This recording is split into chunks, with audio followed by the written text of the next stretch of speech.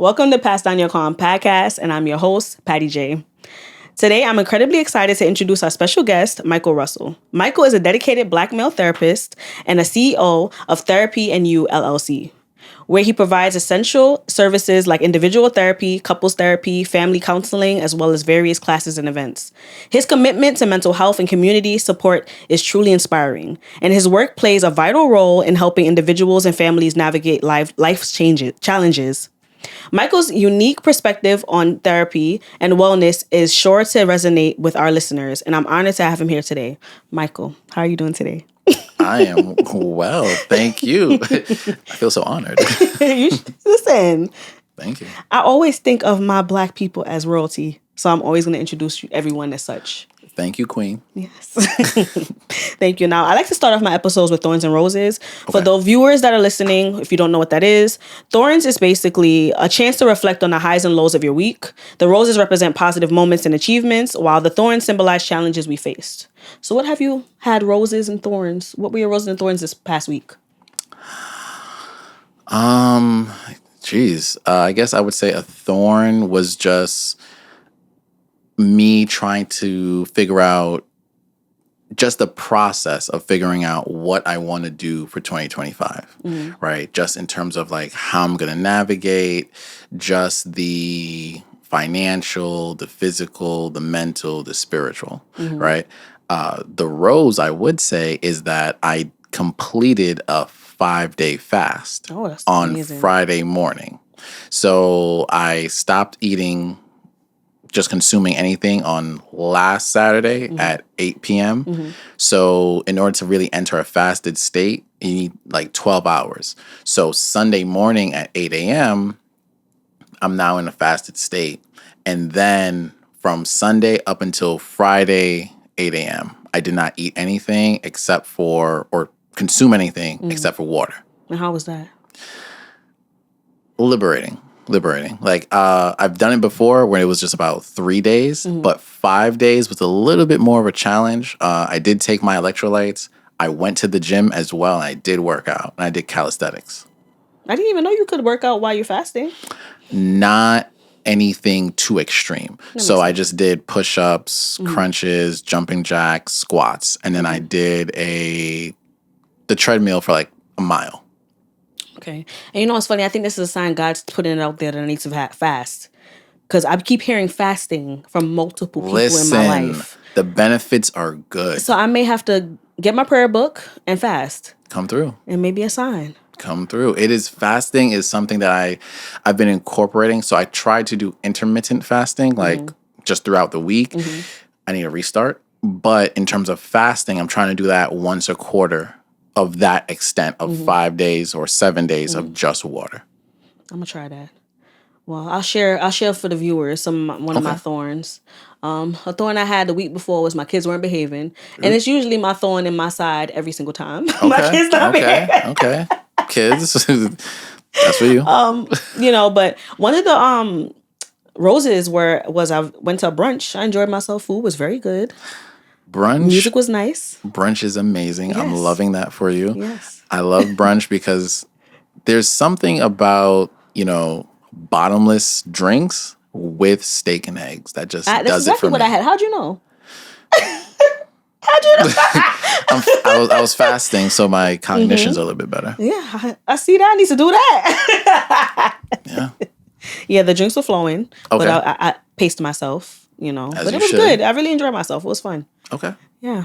We love But that. let's get into the questions. Okay. So, in general, today's episode will be us speaking about growing up in a Caribbean household and differences. Yes. So, before we even go into the topic at hand, I want to know a little bit about you first and let the viewers get to know you better as well. So, what inspired you to choose the career path as a therapist, and what experiences or motivations led you to pursue this important work and career in mental health?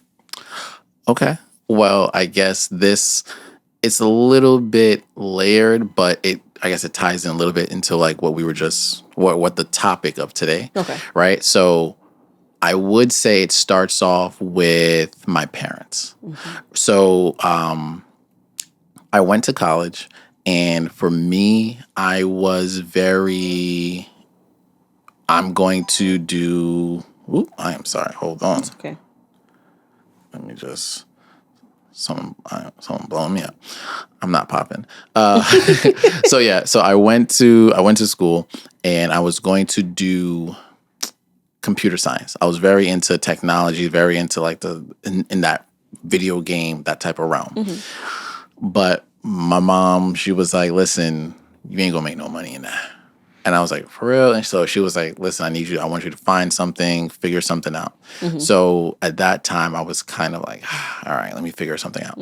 So in, traditional Caribbean, it's kind of, are you going to be a doctor? Are you going to be a lawyer? Tell me about it. Are you going to be a psychiatrist? What are you going to do? Exactly. So I'm not gonna lie, I was very depressed because I can imagine. I had that on my mind, like I had to try to figure this out, and then you're a freshman, like you're new to college, so I have all these other things going on in my mind. So quite frankly, I wasn't doing so good. First semester, I was really like, I didn't really go to classes. I was skipping class. I skipped a whole month. Skipped a whole month of class. So I was deep in depression. I showed up for the midterm for Psych 101 or like Psych 100, whatever. And I didn't know it was a midterm. So I showed up and everyone's there. And I was like, why y'all guys not in the thing? They were like, oh, we have a midterm today. I was like, there's a midterm today? And they was like, yeah. I can imagine the pressure you felt. Oh, yeah, pressure. And I walked out. I turned around and I left. That was the smartest decision. You weren't ready. Yeah, I was not ready. I was not doing that. And I remember like people were looking at me because I was in the hallway where everyone was. And I was like, what are you guys doing? So everyone looked at me like I was crazy. And I'm like, going to class. But yeah, I turned around, walked away, and I was like, I'm not doing it. So when at the end, closer to the end of the semester, grades not doing well. So my professor, I was like, okay, like what can I do? Like what's up? And he was like, okay, you can do these extra credit assignments. So again, the class was like Psych 100. So I had to do these extra credit, like 10 extra credit assignments or something where I had to do like research.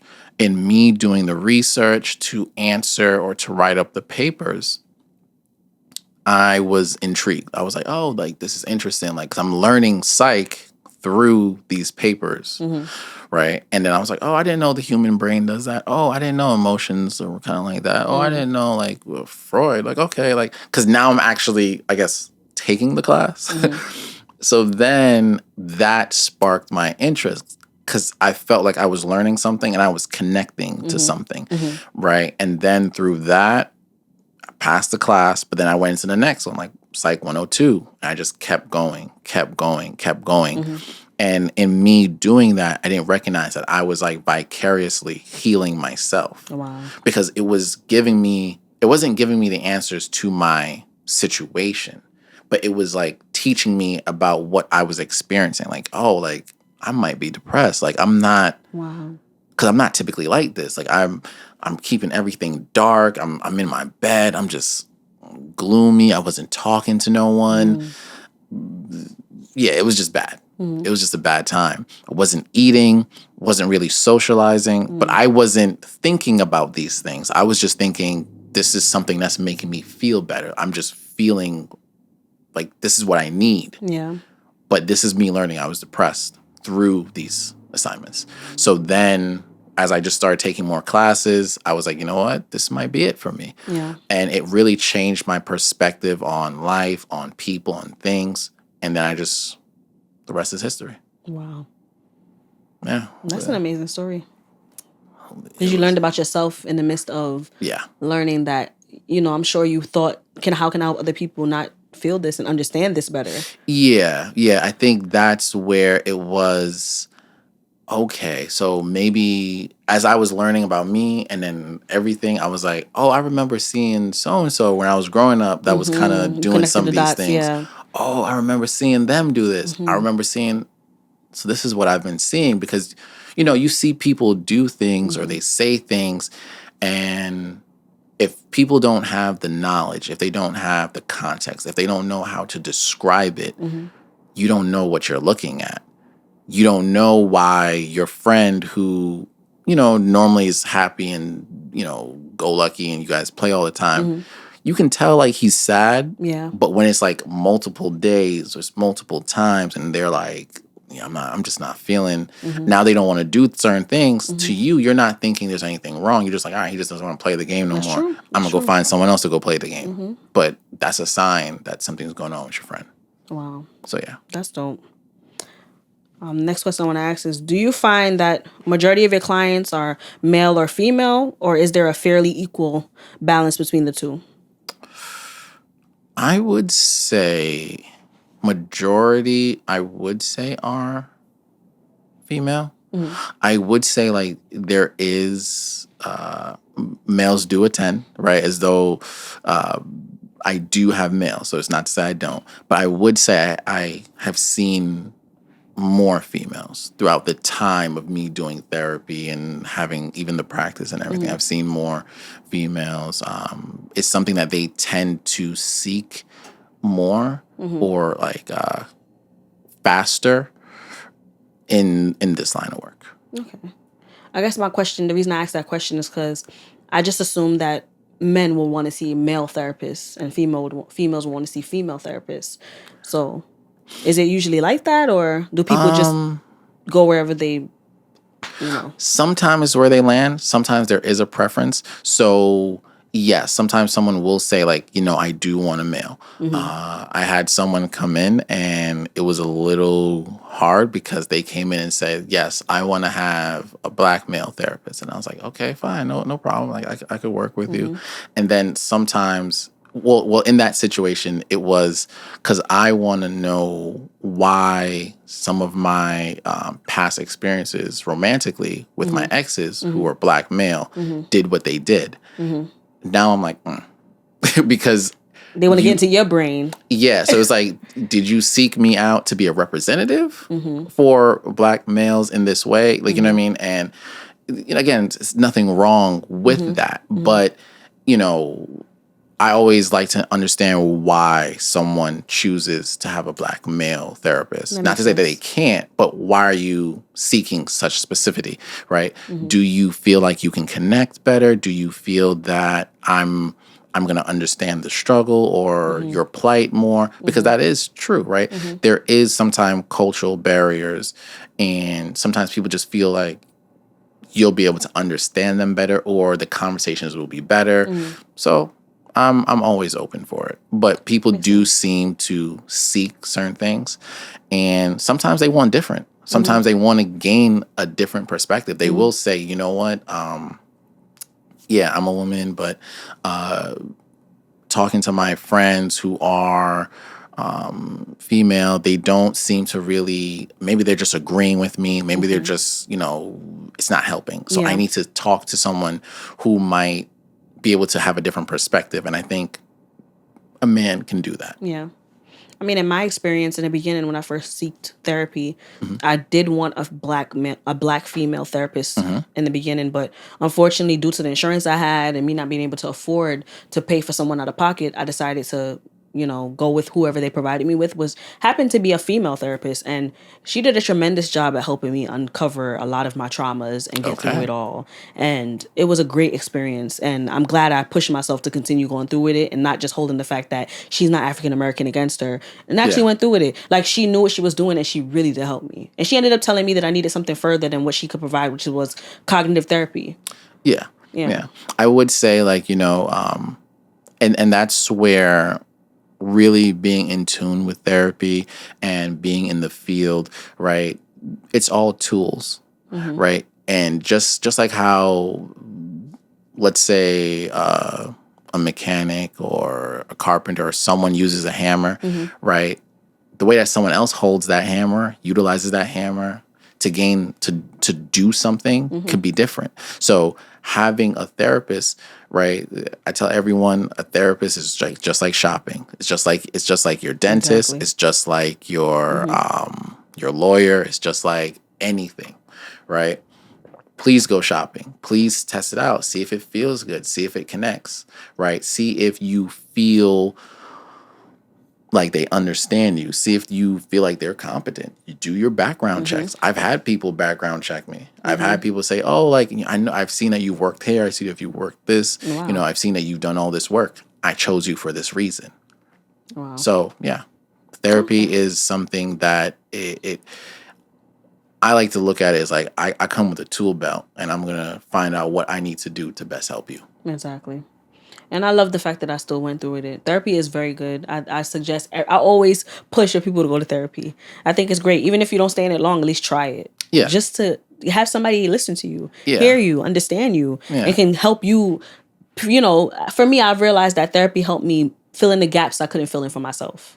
Yeah. And I would say a lot of the times people dramatize it.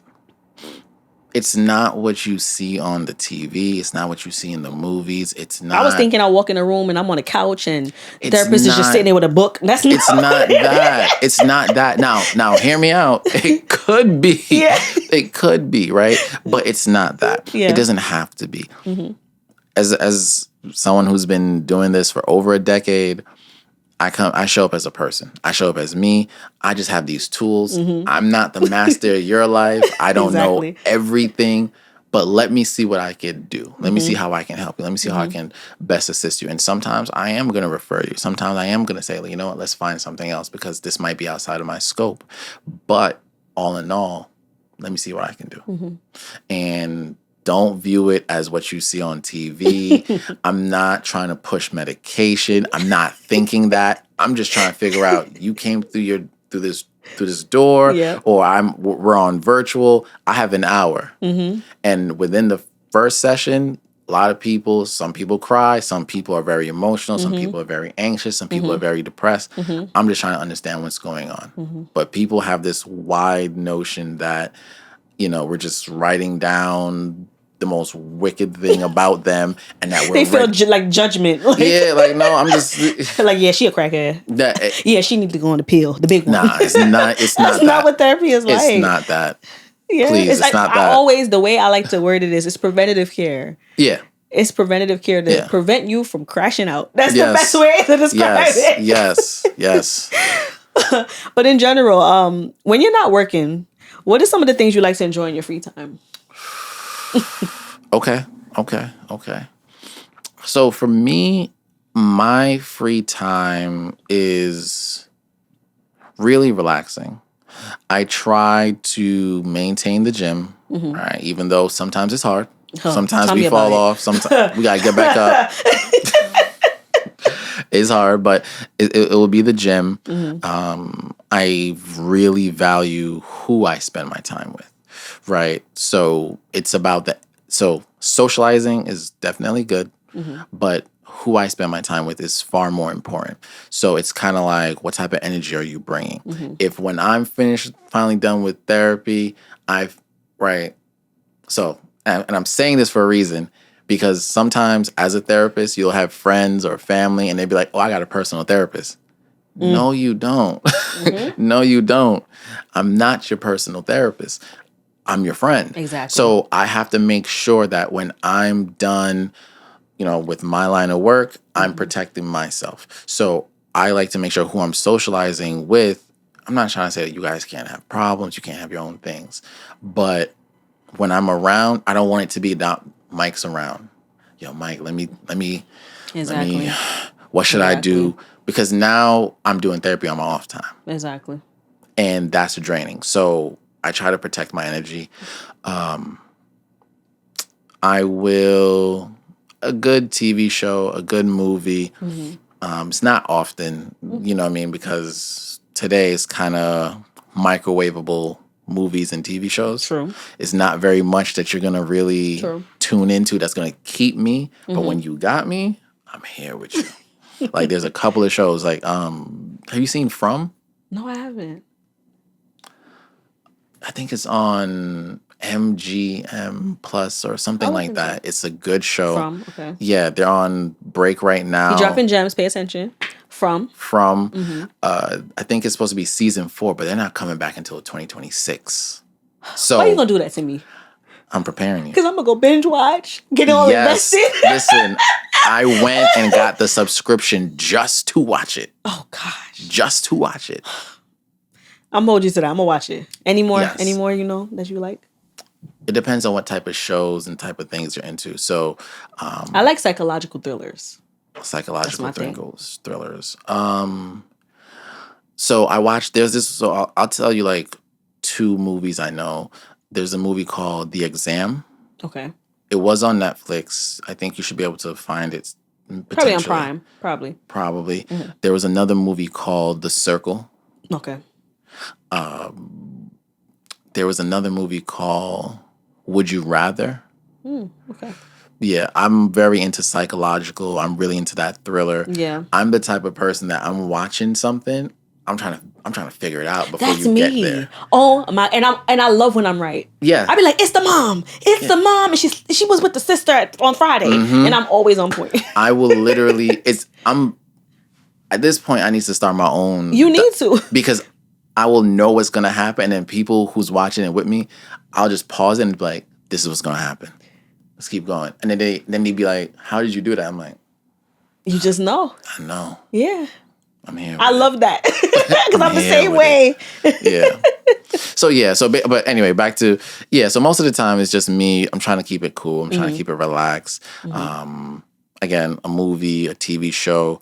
I'm not really heavy into video games like that now. Back in the days, I used to play a video game here and there. But I do brunch. I'm gonna try to. I'm gonna hit my people up. Who's out for brunch? Get me outside. Let me get my steak and eggs. Let me have a drink or two. Let's laugh. Let's have good vibes. Go home. Rinse and repeat. Yeah, that's dope. No drama. And the reason I ask you that is because I think that people, like you, even with earlier you saying that, setting boundaries with your friends and family, like people don't realize that therapists are human. Yeah. Y'all are just like us. Yeah, a lot of people think I'm just like robotic.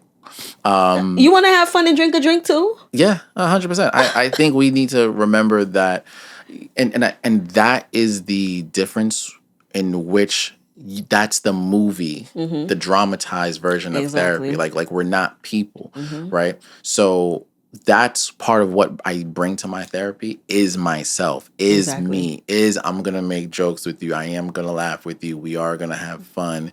I tell people, if you have to curse to describe what you're going to say, tell me. Say it. All right. I don't want you to come in there and then I'm sorry. Oh, no. Say what you're saying. Explain. Oh, you want to say beep, beep, beep, beep. Go off. This is your hour. Go off. Because I want you to get it out here so you don't have to go out there and do it. Exactly. And we're going to figure it out. The judgment-free zone. 100%. All right, so now we're going to get deep because, our episode, we're going to what the episode is about. Let's talk about it. Okay. Growing up in a Caribbean household. So let's start with, where are your parents from? Okay. So my family is Jamaican. So they're sort of both mother Jamaican. And father? Yeah, both parents. And for the viewers, my mother is from the Virgin Islands. Okay. My father was born in St. Kitts and Nevis, but he ended up growing up in the Virgin Islands. Okay. So I have a Caribbean background as well. A lot of people in the comments and when I was on my other platform will always ask, like, is she Caribbean? Is she Haitian? Is she this? I'm from the Virgin Islands. That's my background. Okay. So I grew up Caribbean. I understand. Okay. And also, my next question would be, did you grow up in a two-family household or is your parents separated? Yes. So grew up two-family household. They were both there. Okay. And which parent took on the disciplinary role? Mom or dad, or was it both? Realistically, it was really both. It just depended on what the situation was and who heard it first and who was going to handle it first.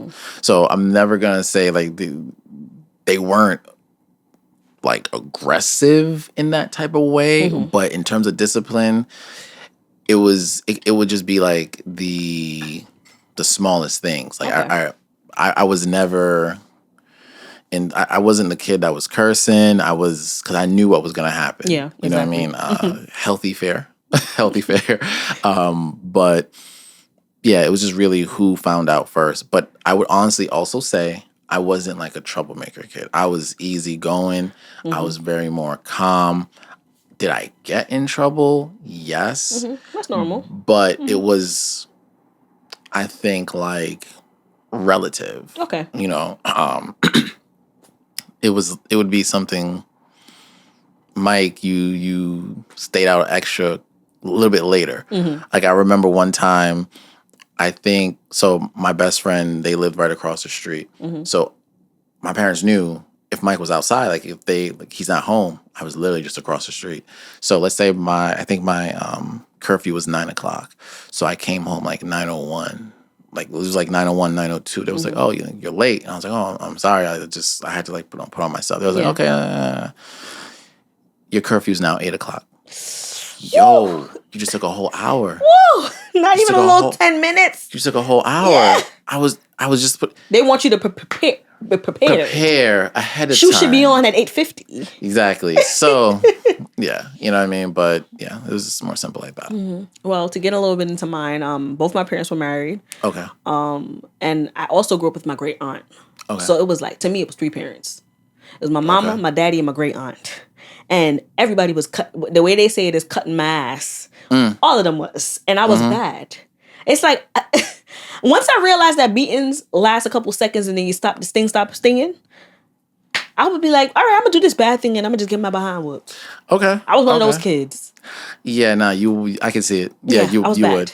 I think, honestly, all in all, I may have gotten beaten maybe like 3 times. You better than me. I know, and I'm being so serious. Like, I remember, the thing is, I vividly remember 2 of them, and it was from, like, separate. Like, one time, me and my friend, we were just, like, throwing rocks. Ooh. The neighbor complained, because I guess it didn't break anything, but I guess maybe it was making noise or something. So they told my dad, and then he tried to beat me, but I had on, like, I guess, like, layers. So, but, you know, the thing is, you have to make it look like you got beaten. Of course. You have to. Because if he's hitting me and I'm just taking it, they're going to up it. It's going to go up. I wasn't trying to have that. So, you know, you have to, please stop. Like, right. And then one time, I think my mom, like me and her were talking about something, and then I was trying to explain something, and then she was getting mad. So in me trying to explain, she was mad that I was trying to explain. So she took like a hanger or whatever, and then she tried to hit me with it, and the hanger broke on me. Ooh. It was like a plastic one, but it wasn't hurt. And I was just like, so then she was upset, and I was like, because it broke, it was like, you broke the hanger on top of me being upset. Yeah, of course. So it's double. Yeah, I was just like, all right, okay. I mean, for me, because I'm my father's only daughter, he tends to try to shy away from beating me, so it'll always be mostly my mom. But she wasn't really the type that liked to beat. Yeah. But with my father, when it, like, I knew it was serious when my mom would say, I'm gonna tell your father. Like, usually she'll handle it, but if she gotta tell my daddy, then I know I'm really in trouble because he don't like to beat me. So if he have to come out his way to beat me, it was a problem. And he would always be like, you either get it on your back or you get it on your hand. Pick one. But one thing about my dad that I learned early on was I could negotiate myself out of a beating with my dad because I'm his only girl. Like, but daddy, let's talk about this. You know? And if you loved me like I love you, you would just think about other ways to deal with me. And beating is not the way. Let's talk about it. Okay. And he would just sit there and look at me like, by the time I'm done talking, by the time I was done talking, the beating was already done. He was just like, you know what? Whatever, just go sit in the corner. I'm tired of you. Get away from me. Yeah, you just and my mom would be like, what are you doing? And he'll be like, I don't got time dealing with her. And she's like, you don't see what she's doing? Like, so I was very manipulative young. Okay. So when it came on to beating, I knew how to get myself out of it. Okay. I'm not even gonna lie. Okay. And that wasn't my case. So in general, in my experience and in conversations with other Caribbean individuals, it seems we often share stories of not having very nurturing parents. Would you say that you had the same when you grew up in your household? So yes. So it's a yes and a no, right? And the reason why I say that is when we're talking about nurturing, we have to, I guess, kind of define what we're talking about. Because when we're talking like maybe the emotions. That's what I'm talking about, exactly, the emotions. Yes. When we're talking about the emotions, emotions and everything else is like, emotions is like last, right? My mom, and love my mom to death, like, you know, she was very much, she was very much like, education, this is the way that you kind of gotta do certain things. Like my mom tried to show me certain things, like when she was around, right? she worked a lot. So she was always working, always working. So the nurturing came in, you got to get an education. This is important. This is what you got to do. When it came to the emotions of me trying to understand what I was feeling or something happening, that's neither here nor there, right? And it really put me in kind of like a survival mode for like a lot of years. That makes sense. Because I went through a long portion of life feeling it is what it is. My emotions don't matter. Like whatever, just gotta do what I gotta do. My emotions it's not. Yeah. It don't get me. It don't get me paid. It don't get me. It doesn't get the results. So in that way, I would say yes. It was nurturing in terms of direction. What do you want to do with yourself? What do you want for yourself? But when it came to the emotions and like that side, no. I mean, it was similar for me too. I think when it came up, because I'm my dad's only daughter with him, and I'm a junior. My dad's Patrick, I'm Patrice. I'm right beneath him. I recall him being very loving and hugging, kiss, and I love you and stuff like that. When I was a baby, like when I was smaller, up until like toddler years, up until like 5, 6. But once I started to hit the ages of puberty, I feel like it kind of slowed down a bit to where it's like focus on school. Focus on doing what you gotta do in the household. Focus on those things. And it kind of scaled back. Like in the back of my mind, of course, I know my parents loved me. But it still felt like, okay, where's that hug, that kiss, that hey? Yeah, there is a difference. It's kind of like, like when you're in an intimate romantic relationship, like, yeah, your partner loves you. But when you come home and there's roses, when they come home and oh, how's your day? They're giving you a hug and they're checking in on you. When they come in and just give you a kiss on the forehead, on the cheek, just thinking about you. Like that type of intimacy, that type of like that thing for parents, it's the how, like, you would want them to say like, oh, how was school? What are you working on? Or even if you're just watching TV, oh, what is this? What's happening? I don't think my dad ever really hugged me. I don't remember a hug. I know my mom did, but again, so this is the other part. When they were around, they're working. Ooh. They're working. So there's Very a lot ambitious. there's a lot of raising yourself. Yeah. So in that raising of self, I don't know nothing about no emotions. I don't know what I'm feeling. I don't know nothing. And then when you're only there for a short period of time, and then you're just getting direction. That's where it's kind of rough, because I'm receiving more direction. I'm receiving more instruction, but I'm not receiving that emotional hugging, just like good job. I don't think I heard a good job, well done until COVID. I'm not even. I think a lot of us have that same story. I did not hear that, and when I heard it, I literally had to go talk to people. I was like, yo, my parents told me like they was proud of me, like they like good job, like they said something to me. I was like, I don't know how to feel. Like, like it's like a foreign, because like, what? It's like a joke. I did not hear you good? That. I did not hear that. For me, I feel like when that happens and whatever experience, like talking to friends, and when their parents actually come to that moment, they're kind of like, I hope my mom's not dying. It's like they think that, and I'm like, yeah.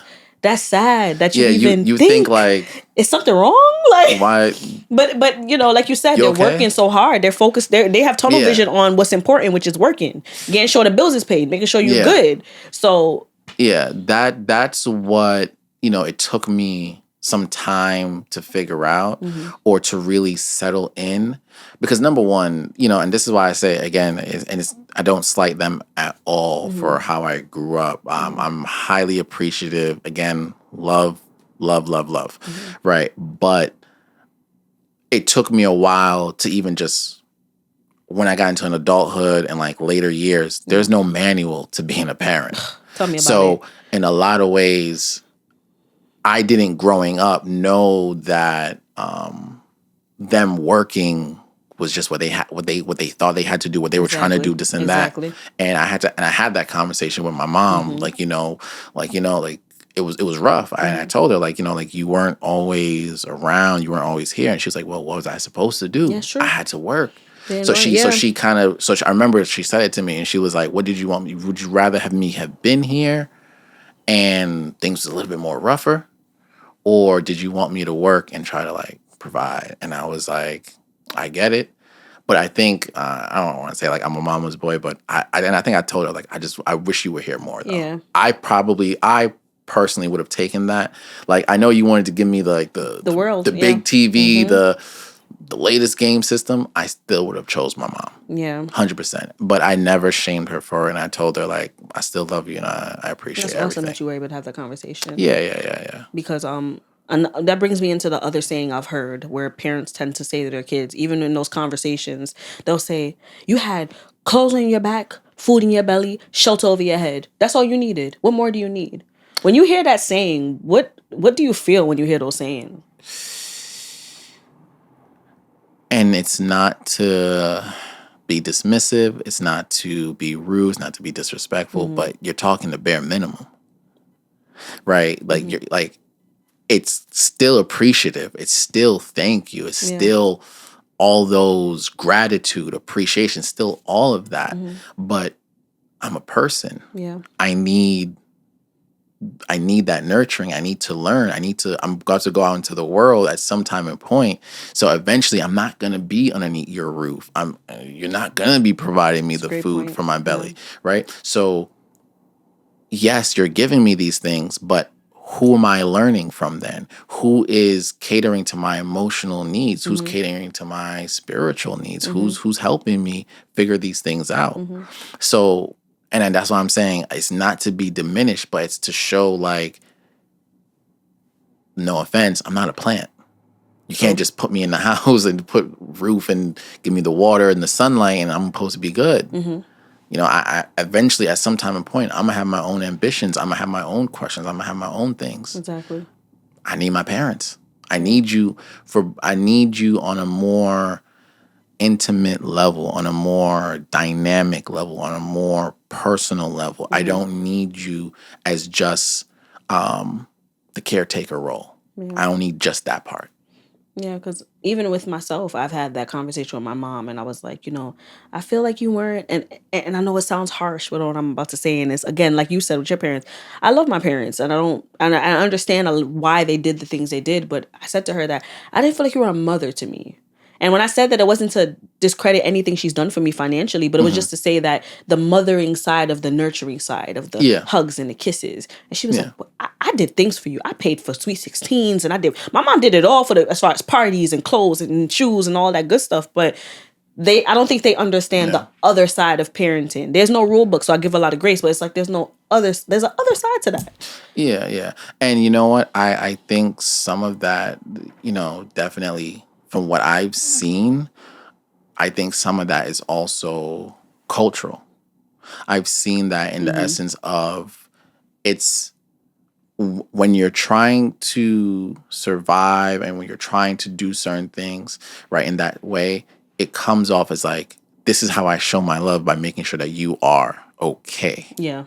So they're gonna put the time in to generate the income, to give you the food, to give you the things, and then it's like, well, that's my love right there. Yeah.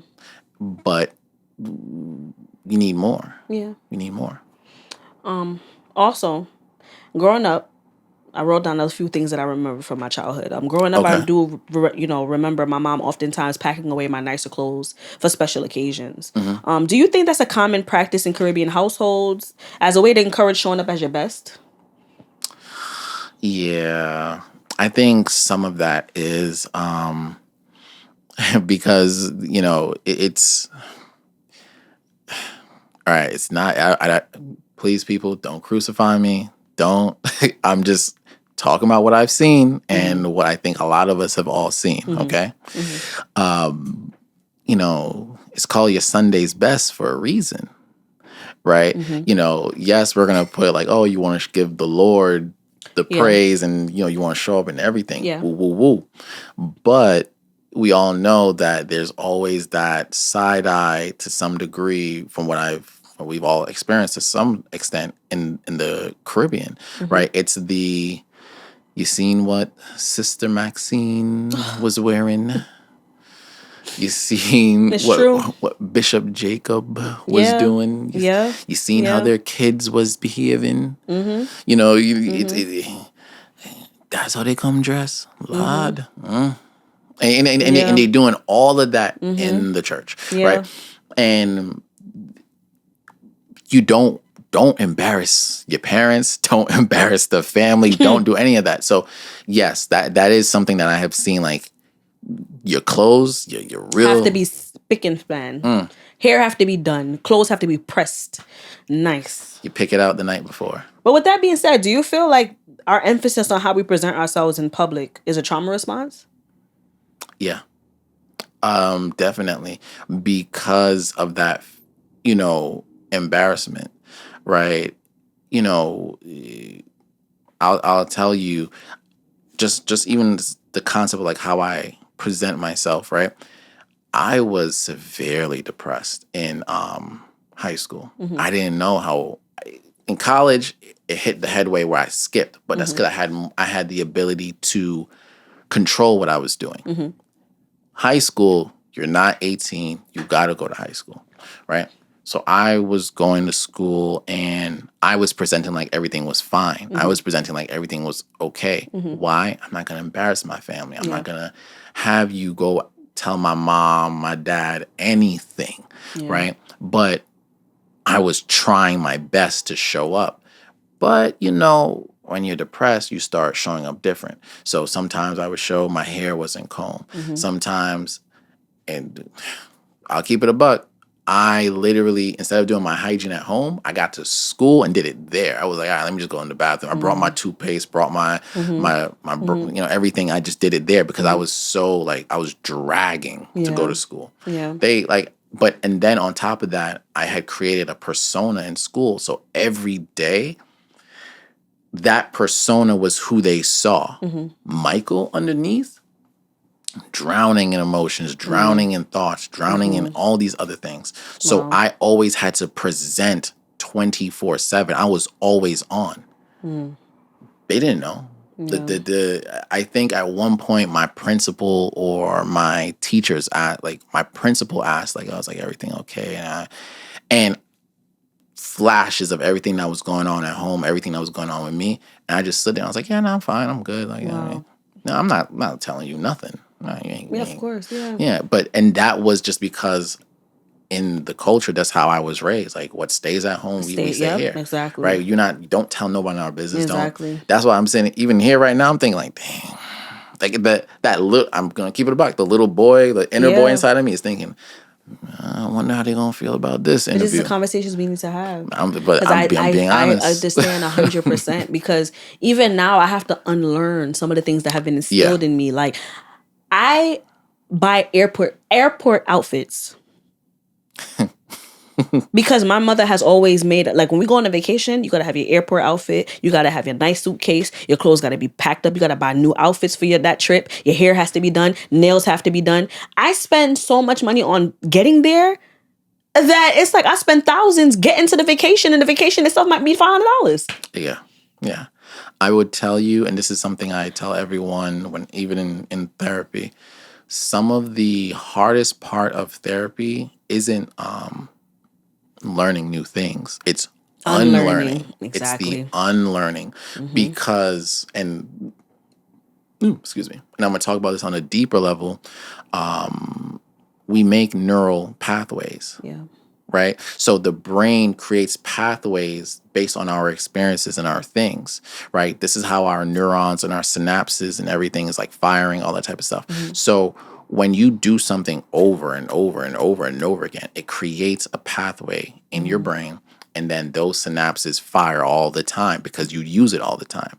So when you're trying to unlearn something, you're basically trying to create a new pathway and not have those ones be firing. That makes sense. So unlearning is hard. This is why a big portion of what I say, with something like trauma or anything like that, I tell people it's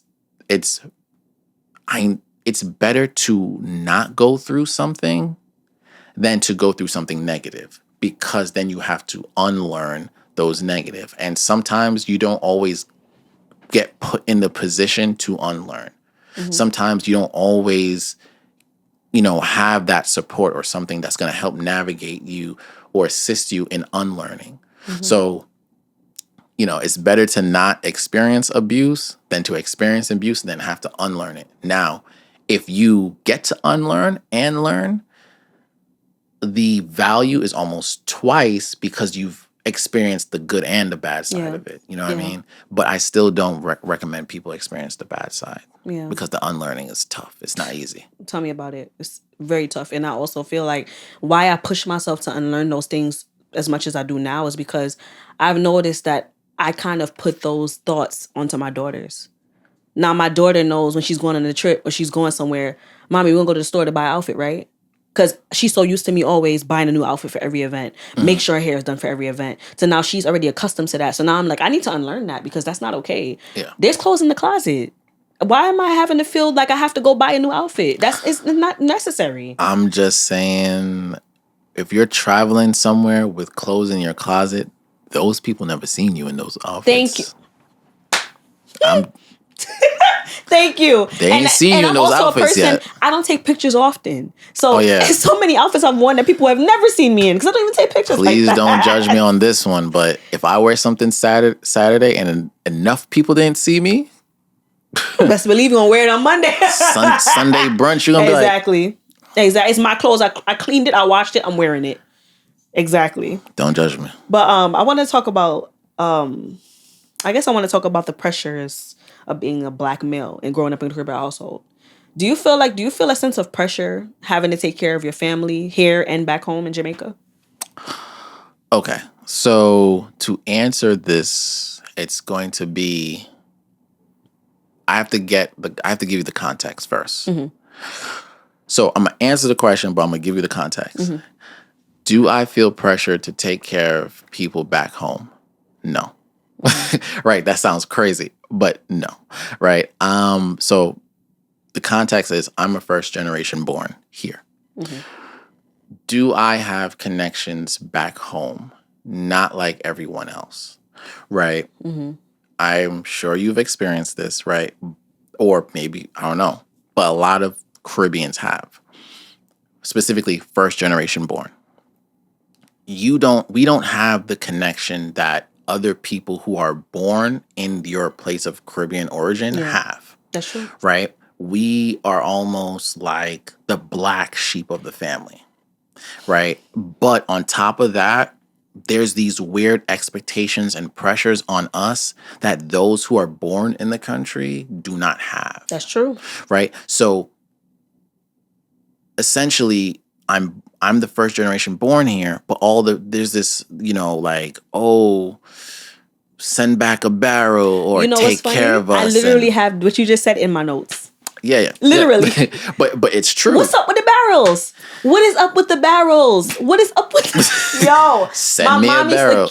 One time, I never forget my mom. I was a little girl. I feel like I was like 7 or 8. I was boo-hoo crying because my mom was packing away my K-Swiss sneakers. Mind you, the sneakers didn't fit. But my K-Swiss sneakers, she had the black and the white. Okay. In the barrel to give to my cousins in St. Kitts. I was like, Mommy, my case, why are you? She's like, they're less fortunate. You have to give back to your family. Yeah. You have to send back barrels. I'm like, but my sneaker. She's like, they didn't even fit you. It doesn't matter. It's mine. Barrels were really impactful in my life because they were stored in my room. So taking up your space. My space. So I just started putting stuff on top of it. Like, you know what I mean? But then what's sad too with that is, the other side of that is, when your family stops sending those barrels, the family that's still in the islands stop talking to you. Yeah, but this is the thing, and that is true. But this is why I don't feel that pressure, because I never got the chance to develop that connection with them. Yeah. Same here. Because I was treated like the black sheep. Because I was treated like, like you're not really one of us. So again, my family is Jamaican, so they're very, and I'm gonna say this in general for a lot of Caribbeans. Prideful, but not in the negative way. Yeah. But like, yo, we are Jamaican. Yeah. We are farmers. No, I'm joking. Right? but that's what they are. Like, they are like, this is us. Yeah. And lots of Caribbeans feel that way. Yeah. And I believe that they should. I'm never gonna take it away. But when you treat the first generation born here in America, like ew, like Yeah, because they're like, you from foreign. yeah, Like, and they look at you like, ew. and because they treated me like that, I never developed that connection. That makes sense, yeah. I wanted to. Yeah. You know, you see Usain Bolt killing it, and I'm like, yeah, and then everyone's like, yeah, and I'm like, yeah, too, and then it's like, excuse me? like, what do you like? Yeah, that's like even when I've gone back to the Virgin Islands and I've hung around my cousins and I'm talking to them and my accent comes out when I'm with my family that are from the islands. Yeah. And they're like, my cousin says to me, say, you talk like us. I'm like, yeah. He's like, I'm shocked. And I'm like, why are you shocked? Yeah, they used Like, to tell. like my dad has the accent. I picked up on the accent. My mom sometimes comes out with her accent. I'm going to know it. I'm going to know how to speak like that. Yeah. I could code switch just like you. Yeah. Like, For me, they said it only came out when I was angry. that's true. So I didn't notice that. I didn't notice that. Yeah. Right. But yeah, so I didn't have that connection with them. Mm-hmm. So it's hard for me to then think, like, I don't even know most of them. Right. Like growing up, we would be at like a family cookout or a get together and they'd be like, so you don't know me? And then they'd be like, oh, this is Uncle so-and-so. Yeah, everybody change your diapers. No, you didn't, bro. Stop that. That's a little weird. That's a little weird that you keep. Yeah. I used to change it. You don't get no trophies, One no time medals, I'll no never nothing. forget. One time I said to my mother, I said, how many people did you let see my ass? Because at this point, this one done did it and that one did it. And it don't make sense.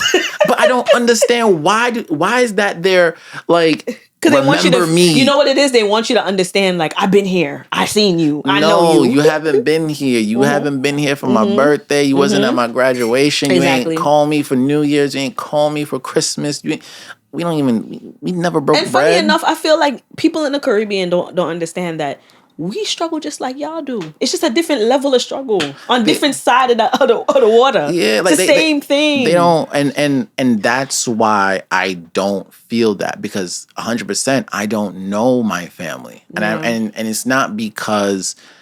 Yeah, I just don't know them. It's not because I didn't want to know them. Mm-hmm. Y'all treated me like I was just the floor. Y'all treated me like a walking man. Y'all treated me like I wasn't a person. Exactly. So I never developed that, like, oh, let me call so-and-so. I don't have that. My cousins here, my first generation born cousins here, oh yeah, like, we're like this. Like, of course, they can call me at any time. I'm there for you.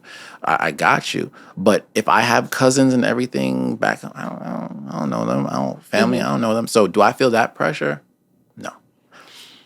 To take care of the family here in a way, yes, right? Because I see how much my mom struggled and did what she had to do to provide and everything. So I want to make sure she's okay. I want to make sure that she's good. Like, like she put in the time, the energy. I remember watching my mom, like, wake up, go to work, come back, sleep. And then when I'm about to get ready to go to sleep, she's waking up to go back to work. So she just slept to do what she had to do, to go back to work the overnight. By the time I wake up, you know what I mean? Like, so and I remember all of that. Sorry to cut you off, but I noticed that the men especially, y'all feel a sense of, like, y'all have to take care of the family here. Whereas the women, we have a little more leadway where we're kind of like, oh, we're going to go over here. We have our own little family. We'll start on that. But the men, I feel like always kind of, and we kind of label y'all as mama's boys because we don't understand it. Yeah. I think it's something. I think there's like it's like a little bit more intense, right? Mm-hmm. So just throughout, as we know, the boys gravitate to mom, daughters gravitate towards dad, right? But there's something I would say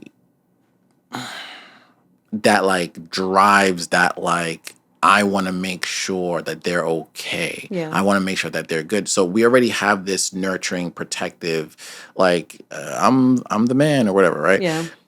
Excuse me. But it gets more intense when you see and you understand and you get it. I can't really explain it completely, but there's that drive to, like, I want to make sure that everyone's good. I want to make sure everyone's okay. But for me, and this is through my understanding and what I've learned and I've gone through, I'm not just taking care of people just to take care of people. That's not me. I'm not doing that, right? you had to have played some role in my life. You have to have some type of significance in my life.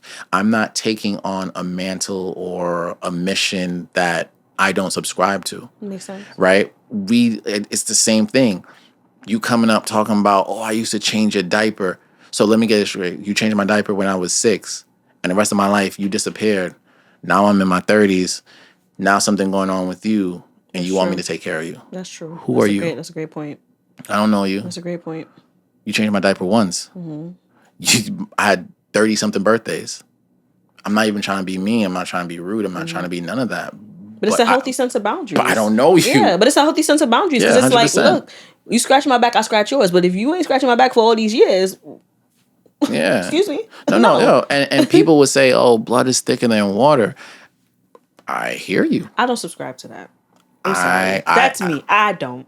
And again, that's what I'm saying. I hear you. I get people, all right? And I'm never going to tell someone that you can't take care of your family. You can't take care of people that you care about, right? But I tell people, don't subscribe to something that was placed upon you that you don't believe in. Exactly. Right? Because specifically if it's not reciprocal, right? Because I know a lot of first generation born Caribbeans who feel this way, who feel like they have to take care of everyone, they have to give back money, they have to go build a house back home so people can live in. They got to make sure that they send their barrels. They got to make sure they got to do all these things. But when it comes down to it, they treat you like you're still not one of us. And that's the part that always killed me. Yeah. And it never made sense to me. Yeah. Right. And I try to explain this to people who are born in the Caribbeans, and they hear it, but I don't think they can understand it sometimes. I'm not saying that they can't, but sometimes they struggle because I think they have to then admit, yeah, we might be treating these people who are our people wrong. Yeah. The whole goal for that family of Jamaican, whatever, Trinidadian, Haitian, whatever, was to come to America to have a better life. You come here and that family starts to prosper. And you're like, okay, cool, help us out. And they're like, oh, yeah, we got y'all. But I'm still your blood. And then you treat us like, oh, you're Yankee this, you're Yankee that. You're going to eat pizza and cheeseburger. Do you know what curry goat is? Do you know what oxtail is? Exactly. Bro, you trying to be disrespectful now. That part. Now you're trying to play in my face. So, and then they treat you like, oh, you're not one of us. And I'm not with that. So you send me on a mission. You send the family on a mission, right? And then they come back and they bear children, and now you treat the next generation like, ew. Okay. Exactly. I'm going to just stick to myself because I'm not going to be treated like that and then be expected to take care of someone. Nah, my boundaries are set.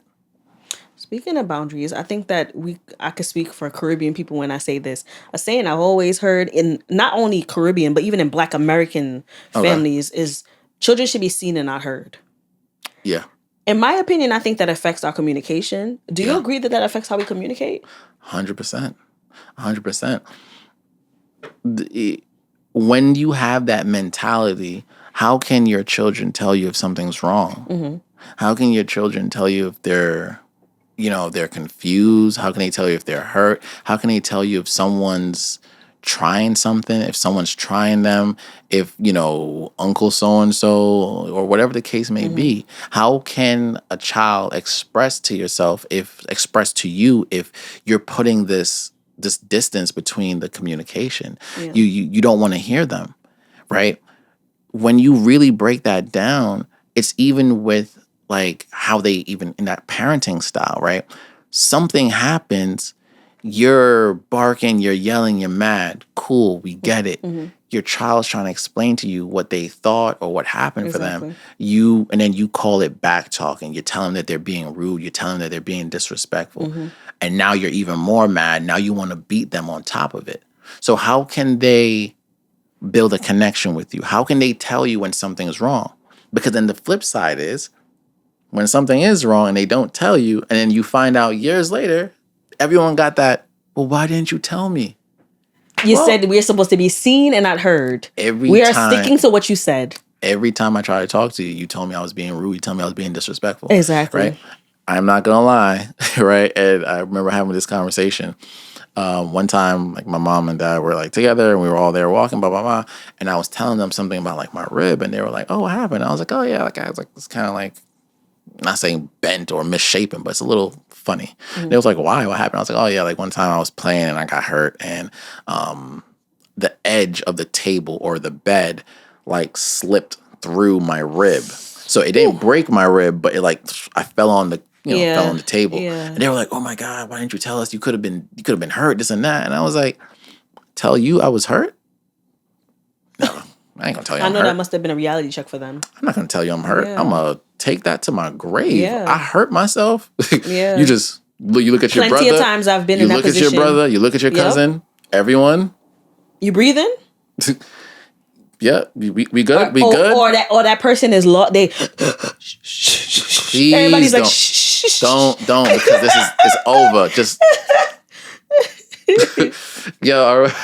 me and my cousins and that's how it was. Like, if someone got hurt, everybody be quiet. You good. You straight. Yeah. You hungry? You want to go? Like let's find a snack. Let's sweeten them up. Yeah, let's so they find a feel snack. Like, you said you wanted to play the game. You can play now. Exactly. Go ahead. Here's the controller. You can play now. But you know what's funny? That brings me into the next topic I wanted to get into about corporal punishment. Because in situations like that, your fear is now I'm gonna get my behind whooped because I did something I wasn't supposed to be doing. Now we all hurt. Yeah. So, when it comes to corporal punishment in a Caribbean household, I assume because all of us has mostly experienced this. It either is like physical, verbal, or emotional abuse, which would be tied in as abuse today. Yeah. I've noticed that in our generation, we shy away from corporal punishment. We try to take the gentle parenting route. Yeah. Can you explain to the viewers and to the older generation that are watching, or people that are stuck in those traditional ways, how important it is to shift and stop doing those things? Okay. Listen to me, y'all. This is very important. We need to change that. We can't stick to that way of corporal punishment. We can't always, for everything, I'm going to go get the belt, I'm going to go get the hanger, go outside, pick the switch, pick whatever, and I'm going to beat you with it, right? We have to shift away from that. The reason being, right, is we are creating a sense of like respect, but it's rooted in fear. Yeah. Right? Have you ever seen those households where, you always being the kids, this and that, and then that boy is like, wait till I get big and strong. I've heard it. That boy gonna be on you. He gonna be big and strong, and when he get older, he's not gonna take that. He's waiting for that. This is what makes it harder in those situations when that's been your way of discipline, your way of communication, because it leaves trauma. Exactly. It's a trauma forming system, because sometimes a conversation can be had that will result in the outcome you're looking for. A lot of times when you're a child, you don't want to disappoint your parent. You don't want to make them sad. You don't want to make them frustrated with you. So explaining if you as a parent get down and you talk to him like, listen, this is what you did made me feel this way, blah, blah, blah. That is sometimes, more times than not, more than enough. But when you start introducing whippings and all that type of stuff, and you yelling, you screaming, and sometimes parents, and hear me out, y'all be wrong. What you think happened is not what happened. And if you would give me 2 seconds, if you would let me explain to you what happened, you would know. But when you I don't want to hear it, you're lying. Exactly. Oh, you take money for idiot, you take money for fool. Bro, I'm not doing none of that. So now you beating me. What do you think is going to happen? They're going to build resentment. They're going to build fear. They're going to build frustration. And when they get to a certain age, that's why they're ready to fight just as hard as you. And they crash out. Yep. And now hear me. I understand where it comes from. And I think that's where a lot of Caribbean parents and stuff, they don't understand. Yeah. The reason why it's become so cultural, like you just do as they say and you don't speak and you this and that, stems back to slavery, right? Stems back to the days where as an adult, as a parent, you have to get your child to listen and obey. Their well-being, their safety, our well-being, our safety is based on you just listening to me. Don't question it, right? If I say, listen, get that bucket of water, fill it, and come back here, that means I need you to do it pronto. Be quick. Because Master gonna have a problem if you do something else. If you go wander off and the bucket and the water and this is not done. Yeah. Now, one of us might end up whipped. We're gonna make an example. They gonna come in this shack, this barn, whatever. They gonna treat us like cattle. They're gonna abuse us. They're gonna do all these things, and it's because you didn't listen. Exactly. So I understand that in the Caribbeans, because those were some of the major slave plantations and such, obedience was necessary.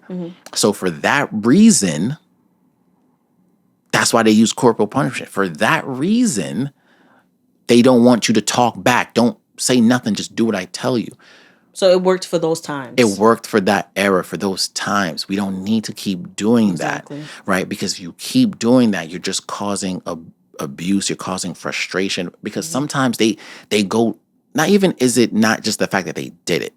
It's like they're going to extremes where you have parents chasing kids through the streets to beat them, embarrassing them. And it'd be something like, oh, so your daughter was with a boy, and yes, they weren't engaging in anything sexual, but the fact that she was with a boy, you feel embarrassed. You think because people are going to call your daughter fast. Now that's that perception.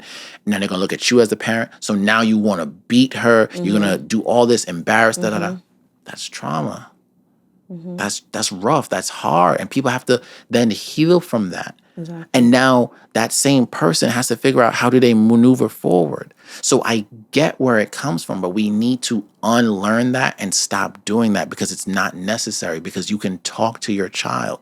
Children are not this thing where they don't know no better. They're smart. They're observant. They're watching you from the sense that you know what I mean? From the time that they're in the womb, they're hearing your voice. And our children are human. I think parents forget that even though they're younger than us, they're still human. They're still worthy. Yeah. They're still worthy of being understood and being heard. Yes. Just because they're smaller and younger doesn't mean anything.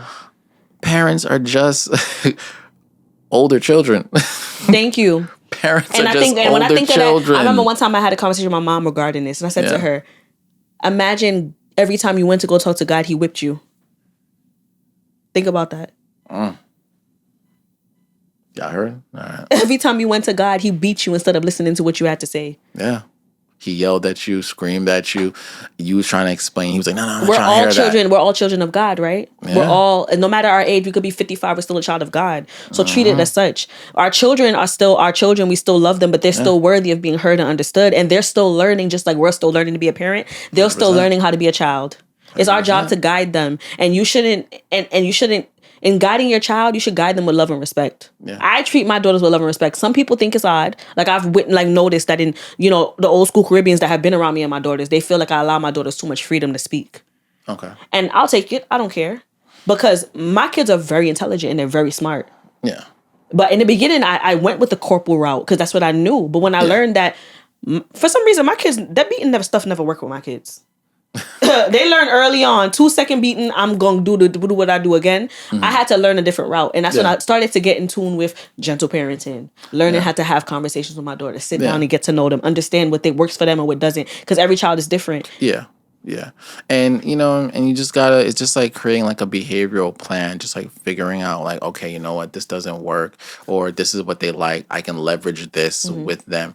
Right. Like, and that's why they have different ways, like, in terms of positive reinforcement or, negative like there's different things that we can do. Right. And I know that a lot of parents sometimes feel like, I don't know what to do. Right. But you got to experiment. You got to try. And it's not just being frustrated. And a lot of times the reason why, and even in going into this, the reason why a lot of that also happens is because they don't remember that they got their own traumas that they're dealing with, right? Yeah. A lot of these parents who are beating their children, they can't wait to beat because that's what they remember. Exactly. That's their passed trauma. On traumas it's from generational traumas just coming out, and they're ready to beat. They're ready to do the don't ask me nothing. They're ready to be like, don't question me. Yeah. Right? But they forget what it was like when you was on that end. So and with that that's being the said, problem. should we allow our parents the grace because they didn't have the resources we have today, the social medias, the people being more open to therapy? Should we allow them grace for them just not knowing, them not understanding? There is grace up until a point.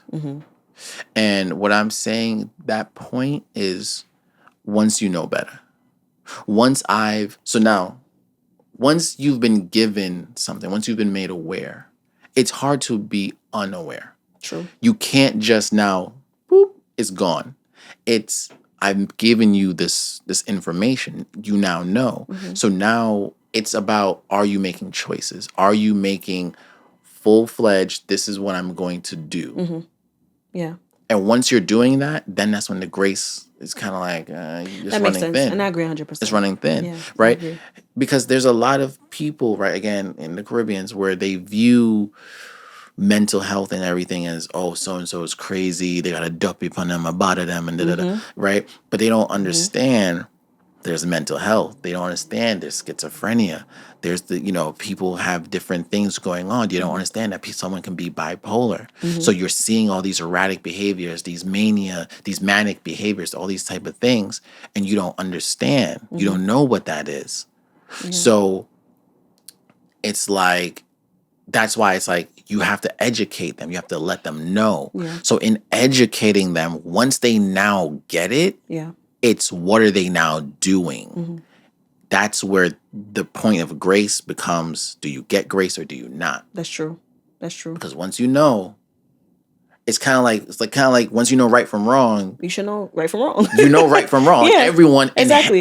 inherently knows right from wrong. You know that if you can justify it and like pretty up as much as you want, but if you go into the deli and you steal a honey bun, you stole. You wrong for stealing a honey bun. It doesn't matter. You can say I was hungry. You stole a honey bun. But with all that you said, that makes me think about some people that when they come to that situation where they decide, you know what, I'm going to have a conversation with my parents. Yeah. I'm going to have a heart to heart with my parents and let them understand what I've been going through all these many years. When they get to a point where their parents hear them, but decide, I don't care. They dismiss them and they don't want anything to do with what the child just said. When a person decides after hearing that they want to go no contact, is that rooted in trauma? Or do you feel like that's just a person's way of making sure they're taking care of themselves and protecting their own well-being? Who's initiating the no contact? The child. If the child initiates the no contact, I'm not going to say that's a trauma response. It could be self-care. It can be a boundary setting, right? Because at the same time, if I've done explain all this to you and this is what you do and this is what happens and this is how it explains, and then you're like, I'm not hearing none of that. Yeah. And I'm going to still do what I'm going to do. Yeah. It's not, I'm an adult. I don't have to sit here and allow myself to be a part of that. So the reason why I asked that question, right, and I'm just all I have an idea where you're going, but I want to hear it. Full self-disclosure, right? If you notice I've been talking, I keep saying my mom. Yeah. Right now, I'm not in contact with my dad. He's fully alive. He's fully around, right? But he's not around in my life, right? And that's because in trying to attempt to have this conversation, he didn't want to have this conversation, right? If I'm trying to tell you like, hey, listen, some things happen and I want to express them, I want to talk to you, and you don't want to have this conversation with me, I can't force you to have this conversation. Love you, care about you, respect you. I'm never going to speak ill about you. Yeah. But I'm not going to interact because I have to take care of my well-being as well. Yeah. Right. I'm not a person who, I don't push myself upon other people. I don't believe in trying to strong arm someone into talking. I don't believe in trying to make you, like, I'm not trying to force you to see my perspective, but I'm trying to have a dialogue. I'm trying to have conversation. I'm trying to get to a certain place with you. Yeah. And this all spurred after my grandfather's passing, right? When he passed away, I looked at my family. I looked at all the things I've been through. Yeah. I was like, you know what, I can't continue. I can't continue down this road. Yeah. So I want to have a conversation. Mm-hmm. You chose not to talk to me. You chose not to engage. You Mm-hmm. chose not to do these things. So, cool. Respect. And I appreciate you sharing that with us. I Of genuinely course. do. It's just about And being I know how hard honest. that is because I had to have the same conversation with my mom and my dad because Yeah. they're now unfortunately on the verge of they're divorcing now, so they're Okay. separate now. When I had the conversation with my mom, it kind of was like how you got like she kind of just very dismissive. Oh, I don't remember that. Oh, I don't recall doing that. Oh, I don't know what you're talking about. Oh, you're ungrateful. But funny enough, my dad, even though he was more of the disciplinarian one, when I had a conversation with him, his response was completely different than what I expected. His Yeah. response was, "So what do you need from me? How do we Yeah. move forward?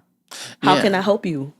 And I would say, and that's why me and my mom are like this today. Like, Mm-hmm. and if you want, you know what I mean, call me a mama's boy, whichever you want to call me. But like, you know what I mean, I call my mom, check up on my mom, make sure she's okay. How are you doing? Yeah. I go visit her. Like, I will definitely check in. And again, as I said, there's no. And I've said this and I've explained this to people, even in the family. Yeah. Love my dad, care Yeah. about my dad. It's nothing course. about like I hate him and like screw nothing like that. What it's about is these are my boundaries.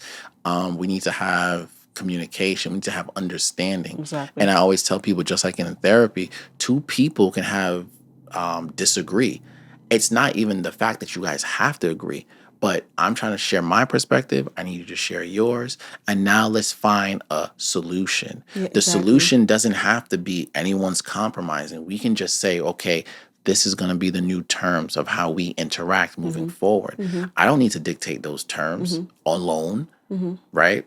Some people do, and it works. Some Yeah. people agree with it and go along, but you know what I mean? And that's the key part, right? It's about you want to have, and again, I get it. Some people are going to be like, oh, but that's your parent, that's your parent, that's your parent. And I get it. But in the same way, can a parent just punch their child? No. Yeah. You can't just abuse your child. Yeah. There's laws against that. Exactly. People in the community are not going to rock with it. People like there are some people going to be like, "Oh, okay, I get you're trying to discipline, but you need to punch them in the face. You need to punch them in the mouth. Exactly. They're 8." Right?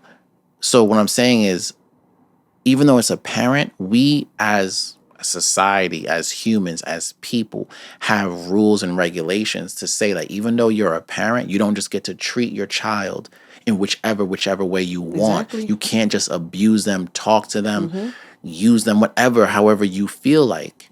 So for that reason, when people say, "Oh, but that's your parent," to me, it's kind of like you're almost giving them immunity for their actions and their things. Yeah, And it as is.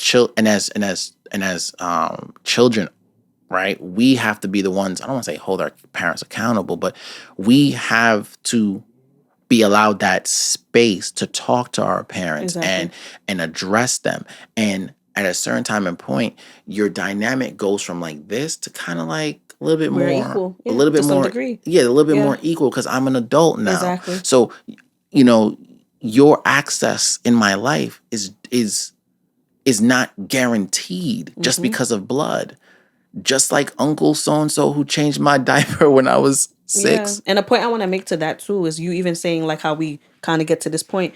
At some point, it goes here, and then here. Exactly. And I worked in a nursing home, and there was a lot of people in that nursing home that children did not come and see them. Christmas, Thanksgiving, New Year's, all those holidays will come and go, and their children will not come and see them. Yes, we're your children. And we love you and respect you, but at some point, we're gonna have to take care of you at some point. So think about how you care for us, and the way you treat your child, expect the same in return. You treat your child like crap, they'll treat you like crap. You treat your Some child with people love, forget that. they will treat you with love. They'll make sure you're in the nicest nursing home. They'll make sure you have the best nurses. They'll make sure they'll treat you. There's some residents that their children adore them. Yeah. They're taking them out every Yeah. week to get their nails done, every week to Yeah. get a haircut.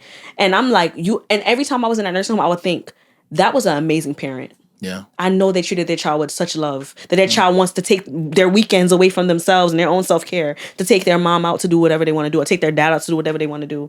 But the parents that weren't, I would always sit there and say, they must not have been the nicest for their child to say, I'm going to just leave you to rot. Yeah. No. Right. To be fair, there is the caveat where some people were some good parents and even though you can be the best parent and do what you can, Yeah. some children kind of, they just go their way. That's right? true. That's true. That's a great point. So I do give them that. I do give the caveat, right? But probability wise, you don't get that type of reaction. Yeah, because when you grow up in love, people don't just abandon love. People don't just abandon care. People don't just abandon people who were like there for them. It takes certain kind of people to do that. So when you do see that, I do say probability wise. But I do understand that there is the select few that Yeah. they just go their own way, like you said. Yeah. But what advice would you give to parents who want to cultivate healthier relationships with their children? And what steps can they take to foster open communication and understanding? Be present. Communicate, talk. Right? It's much more than just I put food on the table, I got a house. Yeah. You get an education. It's the communication. It's the what's going on for you now. Like, how's your friend group going? Like, you know what I mean? Like, how's so and so? How are they? Right? Like, what are you guys into? Right? Even it's that inquisitive, right? As an example, right? We're in the microwave era. And I say that because you have a lot of parents, and I'm not judging, but I'm just bringing this up. You got a lot of parents who put their child in front of YouTube, put them in front of an iPad, put them in front of a tablet, and that's parenting them. So your connection with your child is going to be different than generations before where there was not that.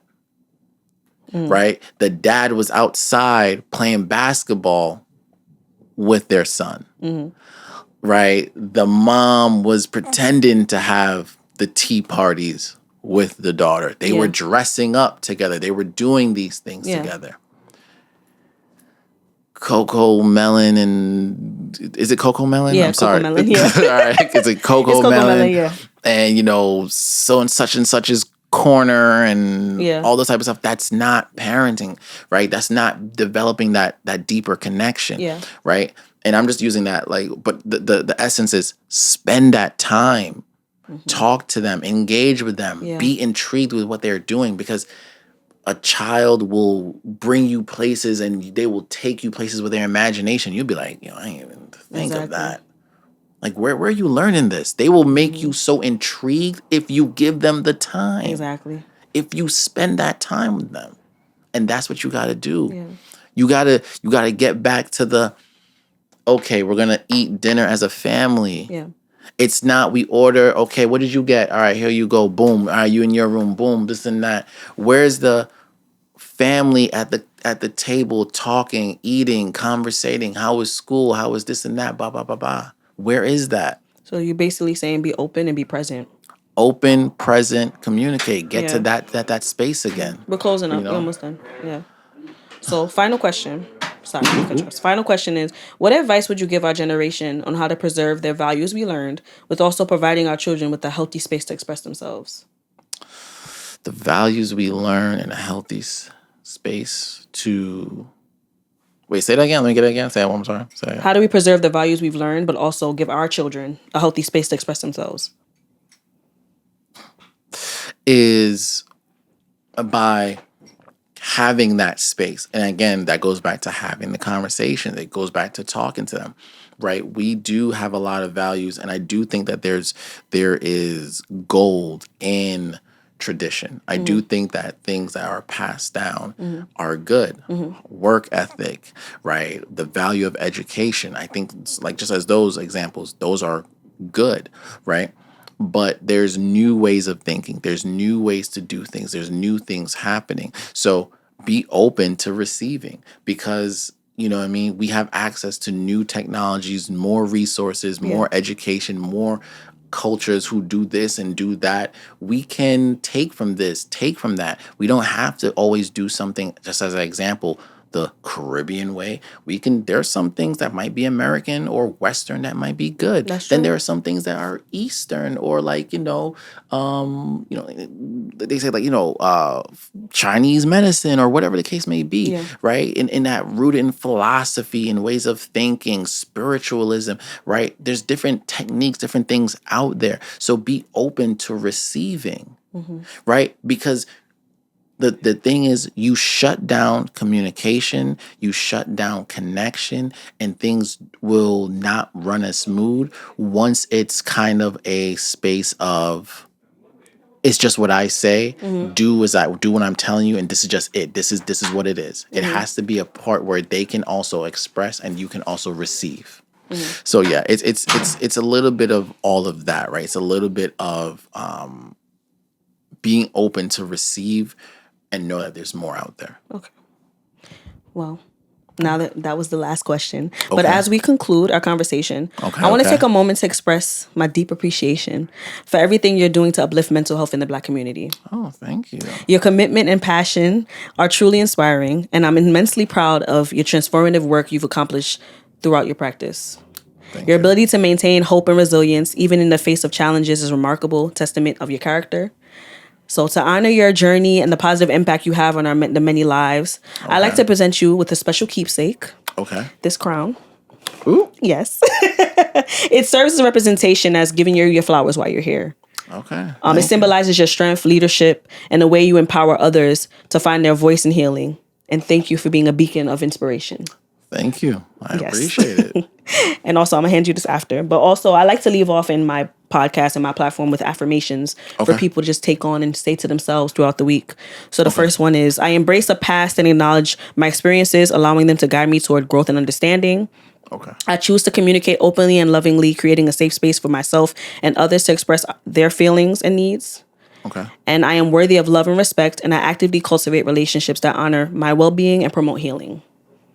I like that. Yes. But thank you for being a guest. I truly appreciate you coming. Thank you. Thank And you. I'm everyone, welcome. like, comment, subscribe to our platform so you can get more content and see my face once again. And thank you for coming and tuning in to Pass Down Your Crown platform. And I'm your host again, Pattie J.